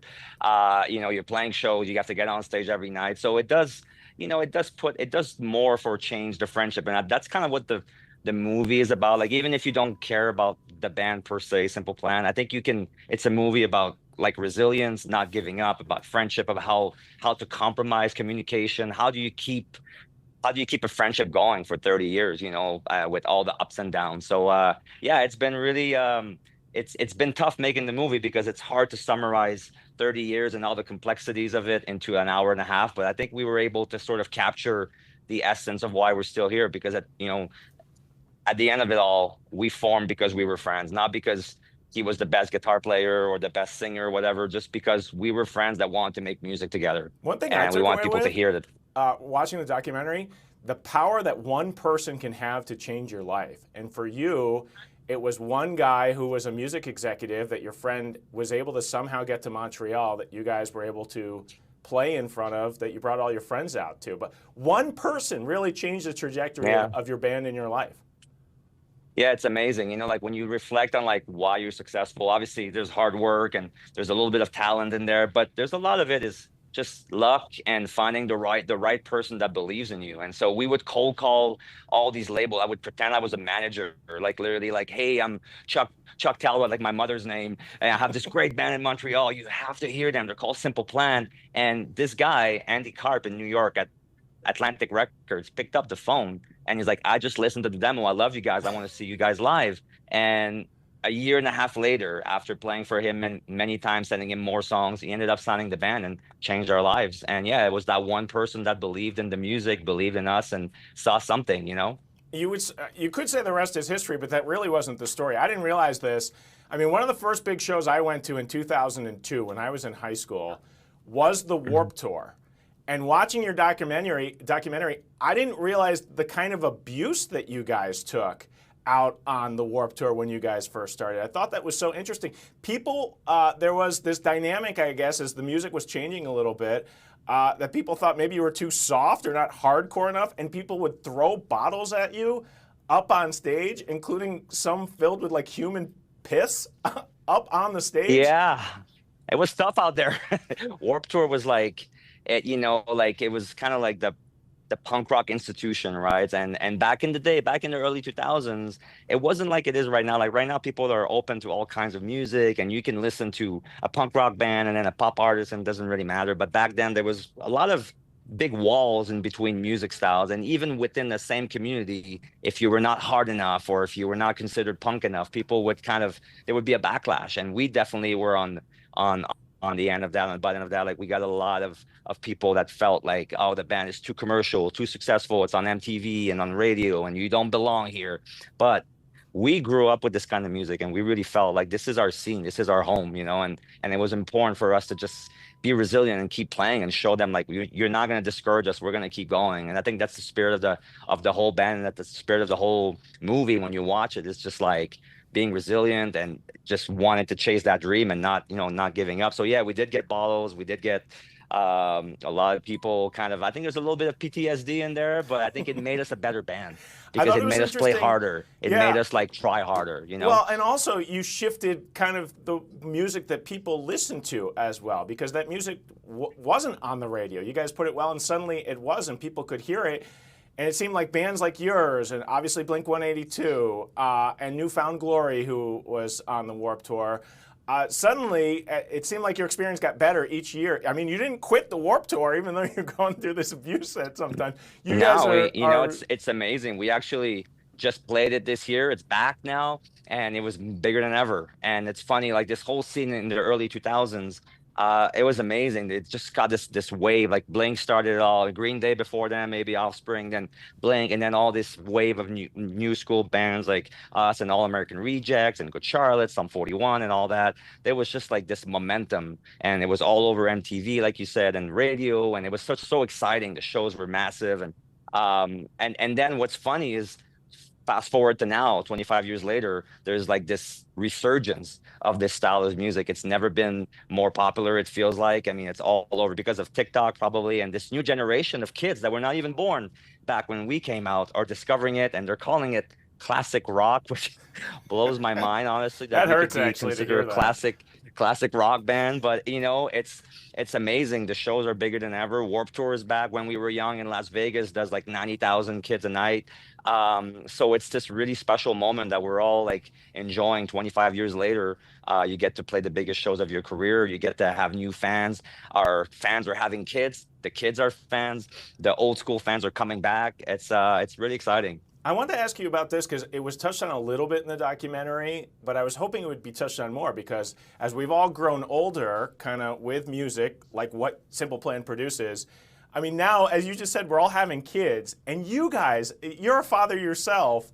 I'm just wondering what the lifestyle is like now, how tough it is, because our priorities changed through the years. And obviously, you're a different band than you were back in 2002, but with kids, how tough is that? Yeah, it's that's the big game changer for us. I mean, kind of luckily we all have kids. We're all dads now, so at least we're on the same page with that. Like we all agree that this is a huge priority for us. So we don't tour the same way. Like we used to leave for like 2, 3 months, 4 months at a time. We couldn't wait to get back on tour. Now it's a little different. We're still, I think, really we feel very lucky and privileged that we can still do this. But there is something that makes it harder to go on the road. For me, myself, I try to bring my family with me. So they came to Australia last year. They were in Japan a few times. Like I bring them on the road. They were like, we played Madison Square Garden. We brought them up for that. I mean, that was, so it's like trying to make it work for you, like trying to use these amazing things that we get to do and make sure that your family gets to enjoy it with you. But you know, there are some times where you miss hockey tournaments, you miss like the birthdays, like these special moments. So it is a bit heartbreaking sometimes, but at the same time, when you're home, and we can be like, you know, we're a month off. I'm driving into school every day, picking him up. It's like full time, you know. So I think in the end, it kind of evens out. Yeah, I just know that you guys are all dads, which is what surprised me when I looked at your tour schedule. I'm like, this is a world tour again. I mean, you guys are still going out there. What's the motivation now? You know what? That's a good question. I think a lot of it has to do with our kids. We don't want them to look at their dads and think like, oh yeah, my dad, like he used to be in a band. They used to be somewhat successful. Like cool. I never really saw them live, but I heard, like I saw it on video. Like we want them to experience it. We want them to kind of have a chance to see the band at its peak, you know, and which I think is kind of amazingly happening now 25 years later. So I think that's a big motivation for everybody. We don't want them to look at us as like, oh, like this has-been band that used to be popular. We want them to think like, wow, man, my dad is doing really cool stuff. So that's really motivating. And I think just the legacy of the band as well. That's why we made the documentary.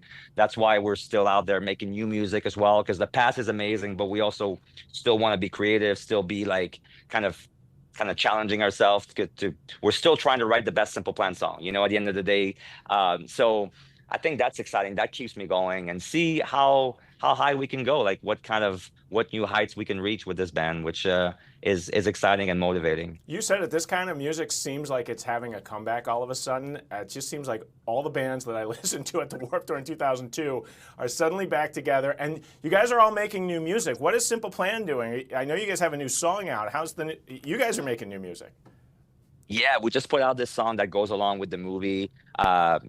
It's called Nothing Changes. So it just came out about a few weeks ago. So that was really exciting too. Like kind of watching the movie, like doing the whole process was like, okay, like we want to write about all this. We want to write about the last 25 years and how it's been. So that song came out, and in a way, the whole idea is like, everything's changed, but nothing's changed at all. We're still out here chasing our dream, being passionate about music. Like even though we're way different people than we were. But yeah, like I think we want to make a new record next year as well. We want to keep going. I think that's important, not to fall into the nostalgia act and just like we love playing I'm Just a Kid. We love playing Welcome to My Life. We love playing all these songs that people connected with, that meant a lot to a lot of people. But at the same time, we know that our fans they still crave new music from us. They still want to hear new songs. And they don't go grab a beer when we play a new song live. You know what I mean? It's like, we're not that kind of band yet. And I think we don't want to ever become that.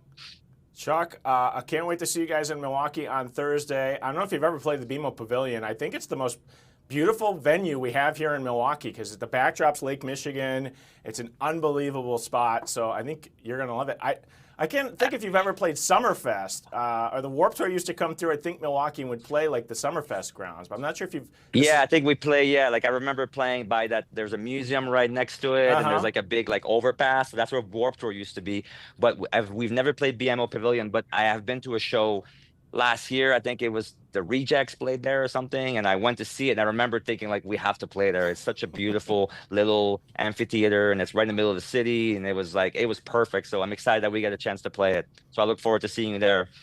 Big congratulations on the new documentary. It was great. It was eye-opening, and maybe a how-to if you ever want to make it as a band, because it's not easy.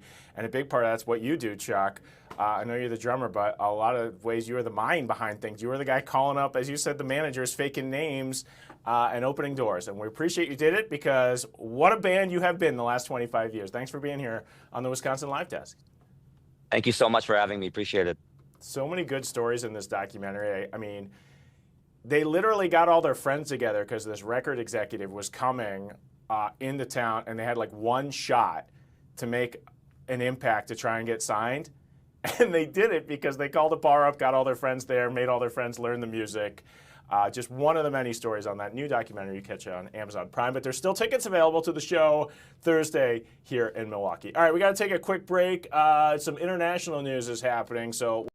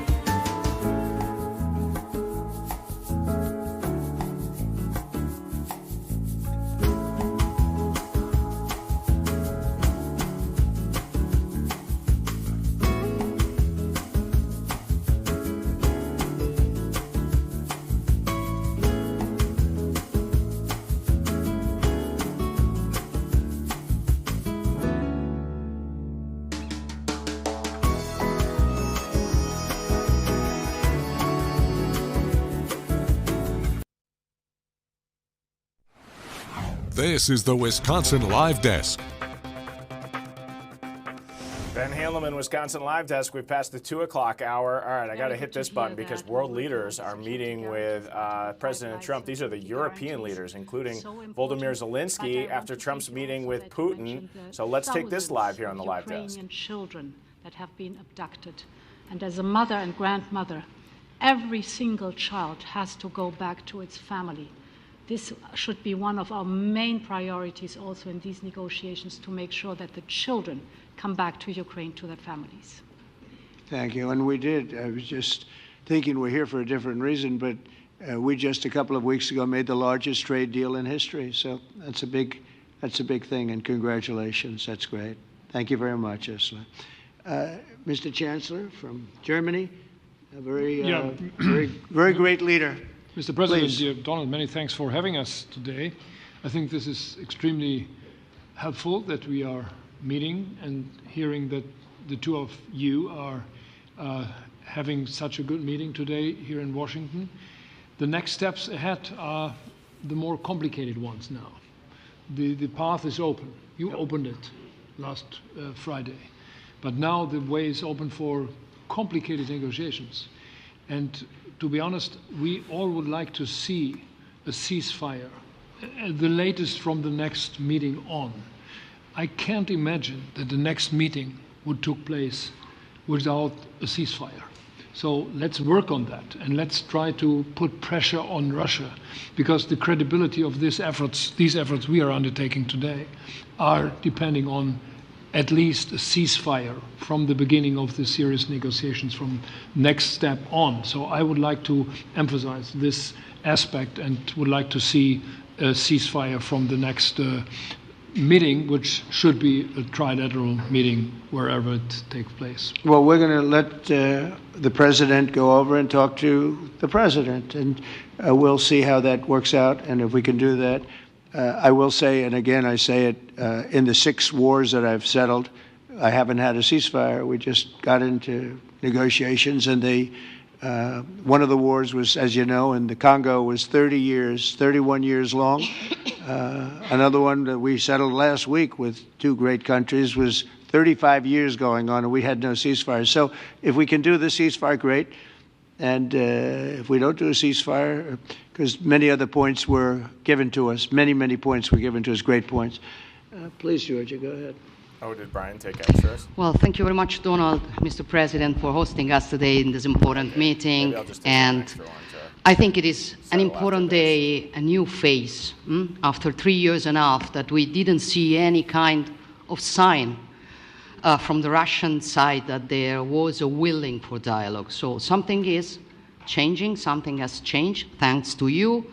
Thanks also to the stalling in the battlefield, which was achieved with the bravery of Ukrainians and with the unity that we all provided to Ukraine. And the reason why I mention it is that we also have to remind that if we want to reach peace and if we want to guarantee justice, we have to do it united. So that's why it's a very good day, the one we are in. You can obviously count on Italy as it was from the beginning. We are on the side of Ukraine, and we do absolutely support your efforts towards peace. We will talk about many important topics. The first one is security guarantees, how to be sure that it won't happen again, which is the precondition of every kind of peace. I'm happy that we will discuss about that. I'm happy that we will begin from a proposal, which is the, let's say, Article 5 model, which was Italian at the beginning. So we are always ready to bring our proposals for peace, for dialogue. It's something we have to build together to guarantee peace and to defend the security of our nation. So thank you, Mr. President, for hosting us. Thank you very much. Emmanuel? Thank you, Mr. President, for organizing this meeting and for your commitment. And everything was said, but I just have to say here, everybody around this table is in favor of peace. And we work very hard, and we've worked very hard during the past few years to have a peace which is a robust and no, I long-standing learned that peace. they went on tour with Avril Lavigne. This is why the idea of a trilateral meeting is very important, because this is the only way to fix it. And by the way, I think as a follow-up, we would need probably a quadrilateral meeting, because when we speak about security guarantees, we speak about the whole security of the European continent. And this is why we are all united here with Ukraine on this matter. If you like that kind of music. In order to organize such a trilateral meeting, your idea to ask for a truce or a ceasefire, at least to stop the killings, as we discussed, is a necessity. And we all support this idea. And in order to have such a long-standing peace for Ukraine and for the whole continent, we do need these security guarantees. And the first one is clearly a credible Ukrainian army for the years and decades to come. And the second one is our own commitment, all of us. And we worked very hard during the past few months amongst the coalition of the willings, with the support of NATO, to build the different pillars of security guarantees and our commitments. And you can be sure that the Europeans are very lucid about the fact that they have their fair share in these security guarantees for Ukraine, but their own security is clearly at stake in this situation. So you can count on us, as we can count on you, in order to deliver this robust peace for both Ukraine and Europe. Thank you very much, Emmanuel. Mr. Prime Minister. Thank you very much, Mr. President, and thank you for hosting us here. Can I start where Emmanuel started, which is we all want peace. The war in Ukraine has had a huge impact, particularly on the Ukrainians who've borne the brunt of it, but it's also had an impact on Europe and on the United Kingdom. There's not a family or community that hasn't been affected. And when we talk about security, we're talking about the security not just of Ukraine, we're talking about the security of Europe and the United Kingdom as well, which is why this is such an important issue. I think this is such an important meeting. As a group, I think we've had a discussion on the phone a number of times, Mr. President, but be able now to be around the table to take it forward. And I really feel that we can, I think, with the right approach this afternoon, make real progress, particularly on the security guarantees, and your indication of security guarantees, of some sort of Article 5 style guarantees, fits with what we've been doing with the Coalition of the Willing, which we started some months ago, bringing countries together and showing that we were prepared to step up to the plate when it came to security. With you coming alongside, the US alongside what we've already developed, I think we could take a really important step forward today. A historic step, actually, could come out of this meeting in terms of security for Ukraine and security in Europe. I also feel that we can make real progress towards a just and lasting outcome. Obviously, that has to involve Ukraine, and a trilateral meeting seems the sensible next step. So thank you for being prepared to take that forward, because I think if we can ensure that that is the progress out of this meeting, both security guarantees and some sort of progress on trilateral meeting of some sort to bring some of the difficult issues to a head, then I think today will be seen as a very important day in recent years in relation to a conflict which has gone on for 3 and a bit years, and so far nobody's been able to bring it to this point. So I thank you for that. Well, thank you very much. And, you know, it's very interesting because this is the first for the White House. You can't say that very often. It's seen a lot over the years, since 1800, 1799, to be almost exact. But this is the first where we've had so many prime ministers, presidents, the heads of European nations. And by the way, Alex, I'd like you to say a couple of words, too. You're a young, powerful man. Before I finish up, I want you to say a couple of words. Go ahead. I'll take the notion of youth back to my wife and try to convince her. Thank you very much, Mr. President. I think in the past 2 weeks, we've probably had more progress in ending this war than we have in the past 3.5 years. And I think the fact that we're around this table today is very much symbolic in the sense that it's Team Europe and Team United States helping Ukraine. And the progress that we're looking out of this meeting is about the security guarantees, which are a big part of this. And then, of course, moving towards a process with a trilateral meeting with you and President Putin and President Zelensky. Some of the international media might wonder, why is the President of Finland here? I think the reason is probably that we might come from a small country, but we have a long border with Russia, over 800 miles. And we, of course, have our own historical experience with Russia from World War II, the Winter War and the War of Continuation. And if I look at the silver lining of where we stand right now, we found a solution in 1944, and I'm sure that we'll be able to find a solution in 2025 to end Russia's war of aggression and find and get a lasting and just peace. The situation is very difficult, but that's why we're here. Thank you, Alex, very much. Good job. So we're going to be meeting for a while, and we're going to discuss some of the issues. And I don't think there's any issue that's overly complex. It's at a point now where people want to do things. I really do believe. I've known him for a long time. I've always had a great relationship with him. I think that President Putin wants to find an answer too, and we'll see. And in a certain period of time, not very far from now, a week or 2 weeks, we're going to know whether or not we're going to solve this, or is this horrible fighting going to continue. We'll do our best to get it ended. And I believe you have two willing parties, and usually that's good news, but two willing parties that want to make a deal. and we'll journey together, and we'll go over and we'll see if it can be done. And it's possible it might not be able to be done.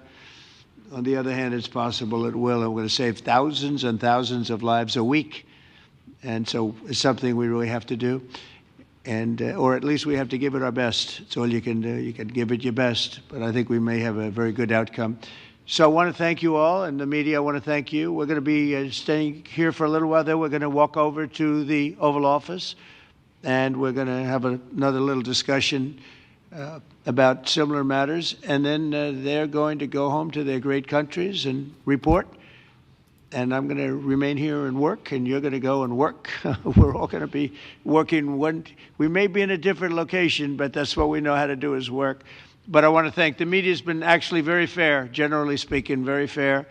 I think it's important that they're fair because this is a very important subject. We have to get it ended, and so that's all we ask for is fairness with the media. Thank you all very much. Appreciate it. Thank you very much.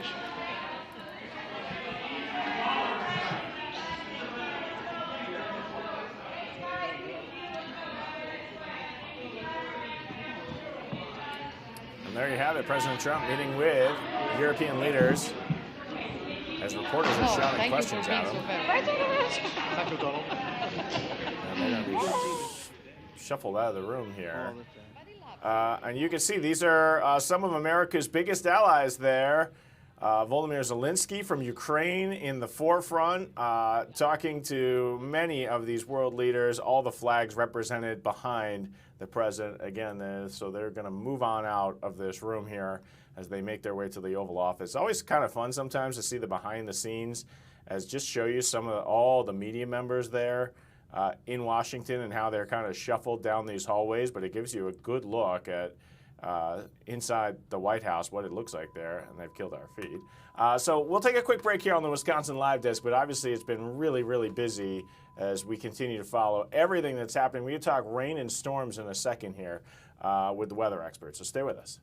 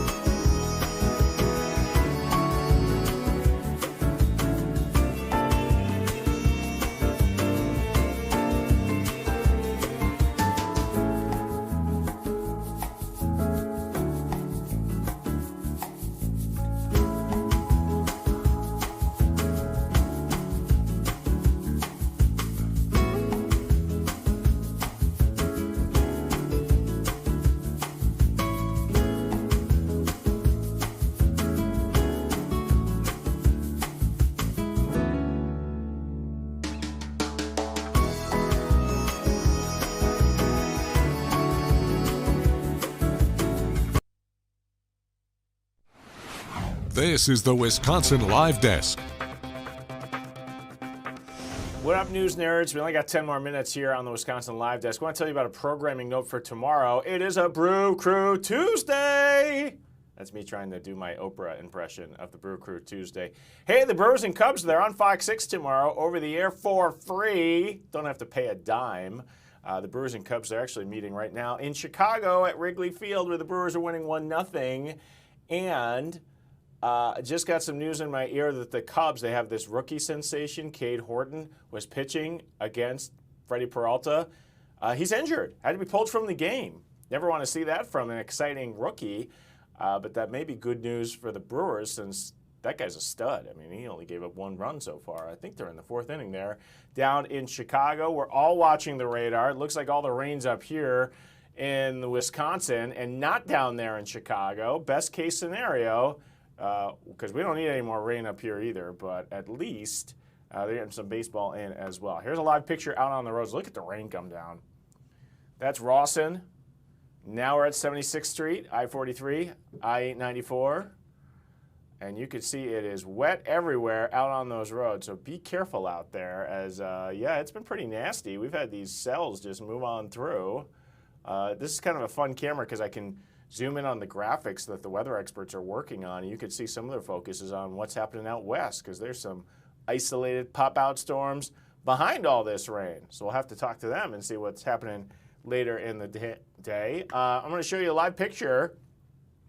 That's from our Modern building, looking east towards Lake Michigan, and our camera is waterlogged right now. As you can see the storm clouds overhead, this is moving its way on through here in Wisconsin. As, I mean, all the cameras are waterlogged. There's Howard Avenue, waterlogged. US 18, out west, not nearly as bad because the rain has already moved through there. So that's the good news. It appears this is moving through rather quickly, but it's pretty nasty out there. Let's see if I can give you another shot here from our cameras if I go back to the Modern, because I think our Esterbrook Park camera shot's pretty cool. High above Milwaukee, Wisconsin, it's just nasty right now. The good news over the weekend, I mean, we were really concerned there was going to be flooding again just 1 week after. Ooh, look at those clouds move through, those low clouds. That's pretty cool. We were concerned there would be flooding again this weekend, and that didn't really come to fruition, which is the best case scenario as the storms kind of pop to the north and the south, but not directly on Milwaukee, which was the area that saw more than 14 inches of rain just over a week ago. And so those rivers are still zooming out there. All right, we got 7 minutes left here on the live desk. I'm just going to quickly show you what our feeds are that we've got up right now. We're still watching Washington. Big, high-stakes meeting is happening right now between all the European leaders and the Ukrainian president have come together. The big news update that has come out of today's meetings that President Trump and Volodymyr Zelensky, they want a trilateral meeting with the Russian president, Vladimir Putin. Now, Putin did not agree to have a meeting with the Ukrainian president. That is a man that the Russian president does not view as someone to the same level as him. But obviously the rest of the world disagrees. And so they're trying to put pressure on to get President Trump, President Zelensky, and President Putin all into the same room to try and come up with an end to this terrible war between Ukraine and Russia that has gone on for more than 3 years. And President Trump always highlights this every single week that this war continues. Thousands of people are dying in that part of the world. So the European leaders are hopeful that the talks that have occurred really in the last week or so will lead to maybe a first step to the beginning of the end of this terrible war. So that is happening. Not too shabby, or not too hot of a day in Washington either. Look at the clouds. Look over the U.S. Capitol building, and they're dealing with kind of the same weather that we are. And we do also have a shot out front of the White House as we're still waiting. This is where we expect to see those world leaders leave. They're heading right now, we were just told, to the Oval Office. Again, they're back, going to have more closed-door meetings. And I think the president, not just on Russia and Ukraine, but when you have all these people in the same room, I think he wants to see also some economic news come out of today's meeting. As the tariffs, of course, are still in place. I do have a new shot, actually, of what the stock market is doing today, as it's been kind of, you know, just a roller coaster all over the place. And there it is today, down 41 points. And you could see that would not be a fun roller coaster if this was an actual, like, drawing of a roller coaster. Or maybe it would be really fun because it's up and down and up and down. Yeah, I take that back. This would actually be a really fun roller coaster. Not so fun when it's your 401k. Good news is it's not a lot of movement, just down 40 points. So not off to a hot start on Wall Street, but also not off to a terrible start. They're just kind of waiting and seeing the news, really, that's coming out of the White House today as we're watching the weather. All right, let's finish things up here, and we'll just focus in locally here on our weather in our last few minutes here on the live desk. So we've got the weather that's moving through. Let me just pull up our 6-day here as I've got, this is my last big weekend where I'm going somewhere, and I will be jumping on the ferry. I'm going to bring Delaney, our producer, in. Delaney, have you ever been on the high-speed ferry that leaves Milwaukee, Wisconsin, and goes across Lake Michigan over to Muskegon, Michigan? No, I've never been. I am going on that ferry this weekend. At least I think I'm going on the ferry because I got they have a donation drive where you can donate a bicycle and then you get a free round trip ticket. And so I did that. I donated a bicycle, I got a free round trip ticket, and then I bought another ticket, and then my kid goes free. And we're gonna go to Michigan just because why not? Because it's the end of summer and the weather does look pretty good. Around here it's gonna be in the high 70s and Sunday is actually gonna be cool. The high's gonna be 71 on Sunday, according to the 6-day right now. So kind of a comfortable and sunny end to the summer because after that it's like get ready for school time around here. But yeah, Delaney, have you ever looked up the price to get on the high-speed ferry from Milwaukee to Muskegon? No, we were just talking about that back here. Okay, well, if you want your stomach to drop, it is insanely expensive, which is why I got a free ticket, because if you just pay for it yourself, I just know with the car, like I'm not bringing a car with me, but a car to go across and back round trip, just the car alone, $270. Then the tickets are on top of that. I think they're like $190 round trip. I don't know.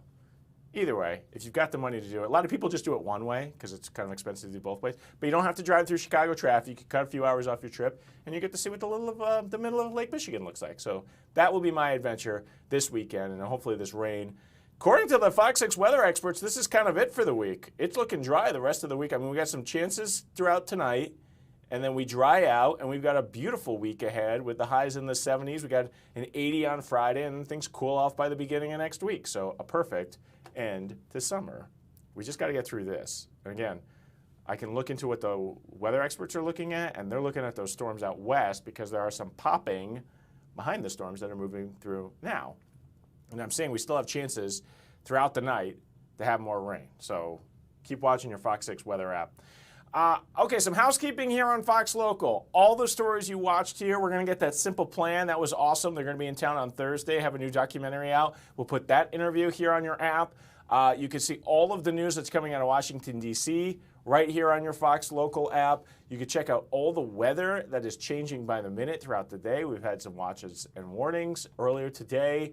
Check it out on the app. And then stay here because Live Now is coming up next in a few seconds here on the live desk. So this is what's great about the FOX 6, our Fox Local app that's produced here by the team at FOX 6. Everything that happens, you get it at your fingertips. And that's why we love this show so much, the Wisconsin Live Desk, because it's all coming in. Then you can kind of ingest it throughout the day. You get to see the news happen as it's made, and sometimes fun people like Chuck from Simple Plan stop in and say hey before their big show. Hey, same time, same place tomorrow. Brewers are still winning 1-0. Enjoy the rest of your day.